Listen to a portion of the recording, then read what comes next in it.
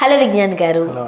చిన్న సినిమాగా మొదలైన బలగం సినిమా ఈరోజు లాస్ ఏంజల్స్ వరకు వెళ్ళి అక్కడ కూడా అవార్డులు సంపాదించుకుంది. అంటే తెలంగాణ యాసతో వచ్చిన సినిమా వరల్డ్ వైడ్గా ఒకలాంటి గుర్తింపు పొందింది, మంచి గుర్తింపు పొందిందనే చెప్పాలి. రైట్, ఫస్ట్ ఆఫ్ ఆల్ ఈ అవార్డ్స్కి సంబంధించి ఏం చెప్తారు? చెప్పాలి అంటే వీళ్ళకి లాస్ ఏంజల్స్ ఫిలిం ఫెస్టివల్లో బెస్ట్ మూవీ అవార్డు వచ్చింది, ఫీచర్ ఫిలిం కేటగిరీ.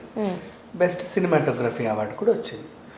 ఇది ఎందుకు వచ్చింది, సడన్గా వీళ్ళు ఎప్పుడు వెళ్ళారు, ఏంటిది కథ అనుకుంటే, ఆల్రెడీ వీళ్ళ కెమెరామెన్ ఎవరైతే ఉన్నారో వేణు ఆచార్య, అతను ఇంతకుముందు కూడా గరో అనే ఒక లాంగ్వేజ్, మేఘాలయ భాష, గరో లాంగ్వేజ్లో మా అమ్మ అంతే అనే ఒక సినిమా షార్ట్ ఫిలిం కేటగిరీలో తీసి దానికి అవార్డులు అన్ని అవార్డ్స్కి పంపిస్తే షాంఘై ఫిలిం ఫెస్టివల్ చైనాలో దానికి బెస్ట్ సినిమాటోగ్రఫీ అవార్డు వచ్చింది. అని కూడా మంచి టాలెంటెడ్ అబ్బాయి, అంటే లైక్ సినిమాటోగ్రఫీ ఇంట్రెస్ట్ ఉన్న మంచి అబ్బాయి. సో సినిమా తీస్తే దాన్ని ఇలా అవార్డులకు పంపిస్తే మంచి గుర్తింపు వస్తుంది. ఏది మొన్న ఇప్పుడు గోల్డెన్ గ్లోబ్ వచ్చినందుకే ఆర్ఆర్ఆర్ వాళ్ళు అంతా ఆనందపడ్డారు. తర్వాత న్యూయార్క్ ఫిలిం క్రిటిక్స్ వస్తే వాళ్ళు సంబరపడ్డారు. ఆస్కార్ వస్తే ఇంకెక్కడికో వెళ్ళిపోయారు. సో ఆ రకంగా గుర్తింపు రావాలంటే కొంతమంది తేరు, మనం కూడా ఏదో చేయాలి అని. సరే, అవార్డులు అంటే ఖర్చుతో కూడుకున్నవి, ఫ్లైట్ వేసుకొని వెళ్ళాలి, అక్కడ కొన్నాళ్ళు ఉండాలి, వాడికి వీడికి అందరికీ సినిమాలు చూపించుకోవాలి. ఇప్పుడు వాళ్ళకి ఎలా వచ్చిందంటే ఆస్కార్ కేటగిరీలో 1000 మంది ఉంటారు, వాళ్ళంతా కూడా న్యూయార్క్ ఫిలిం అకాడమీ అది దాంట్లో కంప్లీట్ క్రిటిక్స్ అసోసియేషన్లో మెంబర్స్, అకాడమీ మెంబర్స్ 1000 మంది ఉంటారు. ఈ 1000 మందిలో అట్లీస్ట్ 300 మంది, 330 మంది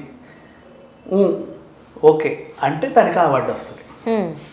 కానీ అందరూ యాక్టివ్గా ఉంటారు. 1000 మంది అంటే ఇప్పుడు మా ఎలక్షన్ జరిగిన 1000 మందిలో కూడా 600 ఓట్లు కూడా పడవు, కొంతమంది రాను కూడా రారు.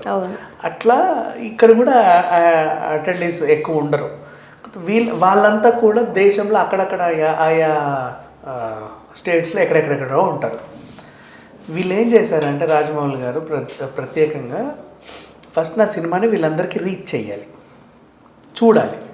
అంటే ఏం చేశారు, ఎవరెవరు ఎక్కడెక్కడ ఉంటారో అందరినీ పేర్లు అవన్నీ కనుక్కొని ఒక టీం పనిచేసి వాళ్ళందరికీ ఇన్విటేషన్స్ పంపారు. ఇక్కడ ఉన్నారు, ఇక్కడ ఈ ఏరియాలో ఇంతమంది ఉన్నారు అంటే వీళ్ళు ఏం చేశారు, అక్కడ ఒక చిన్న థియేటర్, మన ప్రసాద్ ల్యాబ్స్ లాంటి చిన్న స్క్రీనింగ్ థియేటర్, డాల్బీ చిన్న థియేటర్లకు తీసుకొని ప్రివ్యూ వేసేవి. కొన్ని ఉంటాయి, 100 కుర్చీలు ఉంటాయి, అంతే, ఎక్కువ ఉండవు, చిన్నవి. వాళ్ళు అక్కడ కూర్చోబెట్టేసి సినిమా ప్రదర్శించారు ఆ థియేటర్ తీసుకొని. వాళ్ళు చూశారు, ఓకే హీ బాగుంది.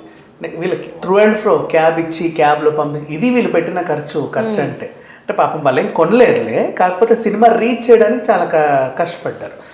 నెక్స్ట్ అలాగే వేరే అట్లా ఒక 20-30 ఏరియాస్లో చిన్న చిన్న థియేటర్స్ తీసుకొని సినిమా ప్రదర్శించేసి అందరికీ చూపించేశారు.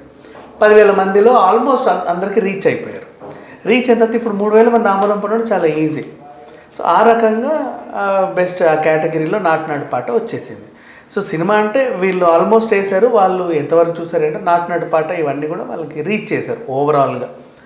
ఆ రకంగా వాళ్ళకి వచ్చారు. ఇప్పుడు ఇది వేణు టీం చేయగలదా, బలగం వాళ్ళు చేయలేరు కదా. కనీసం వీళ్ళు వెళ్ళి వచ్చినంత ఖర్చే వీళ్ళ సినిమాకు పడింది, చేయలేరు. కానీ దిల్ రాజు గారు ప్రొడ్యూసర్, ఆయన దగ్గరుండి చూశాడు ఆర్ఆర్ఆర్, ఏయో బాగుంది, నా సినిమాలు ఇన్ని తీసాను పెద్ద పెద్దవి, నాకు కూడా రావాలి కదా, నెక్స్ట్ శంకర్ ఆర్సీ కూడా ఉంది, దాన్ని ఏదో చెయ్యాలి, ఏదో ఒకటి చేద్దాం అన్నట్టు ఇది ఉంది. ఆ పేరు గుర్తింపు రావాలి. ఈవెన్ RRRలో కూడా నిర్మాత గుర్తింపు ఇవ్వాలి, అదే కదా. అట్లీస్ట్ ఇక్కడ ఒక నిర్మాత ఆస్కార్ అందుకుంటే ఇంకెలా ఉంటుంది అనే ఆలోచనలు వస్తాయి ఈయనకి. అండ్ అలాగే ఆ సినిమాటోగ్రఫీ అవార్డ్స్ మీద పట్టుంది కాబట్టి వేణు ఆచార్య కూడా ప్రతి ఫ్రేమ్, ప్రతి దాన్ని కూడా ఆ అవార్డ్స్కి వెళ్ళాలంటే ఎలా ఉండాలి, ఏం చేయాలి, సినిమా బలగం సినిమా మొత్తం అలాగే తీశారు.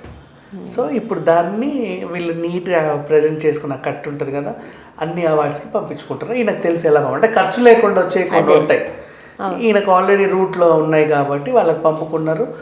ఆశ్చర్యం ఏంటంటే లాస్ ఏంజల్స్ ఫిలిం ఫెస్టివల్లో ఈ 2 అవార్డ్స్ రావడం. అండ్ నెక్స్ట్ అలాగే కాంతారా కూడా మొన్న కాన్స్ ఫిలిం ఫెస్టివల్లో అండ్ ఇంకొక ఐక్యరాజ్య సమితిలో స్పెషల్ స్క్రీనింగ్ ఇచ్చారు దానికి. అదొక అరుదైన గుర్తింపు. సో అట్లా ఈ రకంగా వీళ్ళకి కొన్ని వస్తూ ఉంటాయి అవార్డ్స్. వీళ్ళు ఆల్రెడీ తెలుసు వీళ్ళకి ఎలా పంపుకోవాలనేది. సో ఈ రకంగా చూసుకుంటే బలగం సినిమాకి పిలవకుండానే అడగకుండానే 2 ఇంటర్నేషనల్ అవార్డ్స్ వచ్చాయి. సో కాల్డ్ ఇంతకుముందు ఆస్కార్ తెచ్చుకున్న వాళ్ళకైనా సరే వాళ్ళు వెళ్ళి అడిగి అందరికీ చూపించి వాళ్ళ చుట్టూ తిరిగి ప్యాంపర్ చేసి అది కొనిచ్చి ఇది కొనిచ్చి ప్లీజ్ అంటే వాళ్ళు ఇచ్చారు. కానీ ఇక్కడ మాత్రం అదేం లేదు, ప్రతిభను గుర్తించి ఇచ్చారు అవార్డు. అది జరిగింది. సో ఖచ్చితంగా దీన్ని మనం మెచ్చుకోవాల్సిన విషయం. 100% దీన్ని మాత్రమే మెచ్చుకొని తీరాల్సిన అంశం. రైట్. ఎందుకంటే పెద్ద సినిమాలు ఖండాంతరాలు దాటి వెళ్ళి తెలుగు సినిమాను అంటే ఎక్కడో నుంచోబెడుతున్నాయి అని అంటున్నారు. బట్ చిన్న సినిమాలకు కూడా ఎప్పుడైతే ప్రపంచవ్యాప్తంగా గుర్తింపు వస్తుందో మనందరం గర్వించవలసిన విషయాలే. రైట్. ఫస్ట్ ఆఫ్ ఆల్ ఏం చెప్తారు? అండ్ ఇంకొకటి గర్వించదగ్గ విషయాలు అంటే మన వాళ్ళు ఏం చేశారంటే దీన్ని వివాదాలు చేశారు. ఇది మూఢనమ్మకాల్ని ప్రొజెక్ట్ చేస్తుంది అనేసారు. అయ్యో, మూఢనమ్మకాలు ప్రొజెక్ట్ చేయడం అంటే ఇప్పుడు సినిమాలో బలంగా ఇది ఇట్లా చేస్తేనే ఇట్లా అవుతుంది అని బలంగా చెబితే అది ఈ సినిమా మూఢనమ్మకాల్ని ప్రొజెక్ట్ చేసినట్టు అవుతుంది. వీళ్ళు ఎంచుకున్న నేపథ్యం ఏంటి? ఈవెన్ కాంతారా వాళ్ళు కూడా ఎంచుకున్న నేపథ్యం ఏంటి?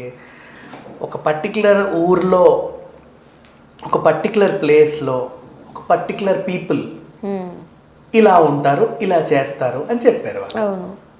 ఒక బీబీసీ కవర్ చేసే డాక్యుమెంటరీ లాగా అక్కడ వాళ్ళు అలా ఉంటారు, ఇలా చేస్తారు, ఇలాంటివి నమ్ముతారు అని చెప్పారు. అంతే తప్ప ఇలాంటివే నమ్మాలి, ఇలాగే చెయ్యాలి అని వారిని వీళ్ళు ప్రొజెక్ట్ చేయాలి. కానీ యాక్చువల్గా బలగం సినిమాలో ఏదైతే సీన్ ఉందో కాకిముట్టుడు నుంచే కదా సినిమా, బట్ అన్ని చోట్ల ఉంటుంది. అది నిజంగానే కాకి వచ్చి తినకపోతే ఒకలాంటి భయం ఉంటుంది. దాని వాళ్ళు చెప్పారు, నిర్భయంగా చెప్పారు, తప్పే ఉంది దాంట్లో.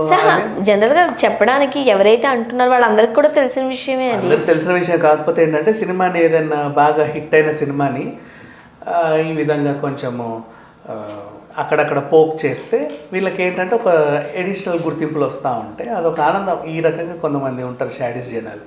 అందులో ముఖ్యంగా వేణు అంటే ఒక మంచి కమెడియన్గా, ఒక మంచి ఆర్టిస్ట్గా మాత్రమే తెలుసు. ఇప్పుడు ఎప్పుడైతే డైరెక్టర్గా తనను తాను ప్రూవ్ చేసుకున్నారో, దట్టు చిన్న సినిమాగా మొదలైనది ఇంత మంచి పేరు తెచ్చుకునేసరికి సో చాలా చాలా చిన్న సినిమాలకి ఒకలాంటి బూస్టప్ ఇచ్చినట్టే.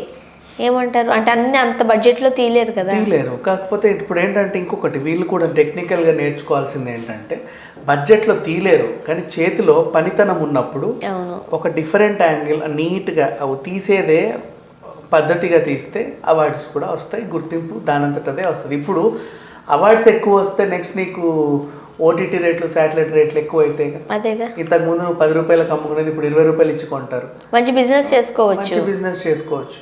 రైట్. సో చిన్న సినిమాలకి ఆదరణ లభించే కొలది మరిన్ని చిన్న సినిమాలు వస్తూ ఉంటాయి. అన్ని వేలు, లక్షలు, కోట్లు బడ్జెట్లు పెట్టాలంటే కష్టమే కొంచెం. Right. Thank you so much.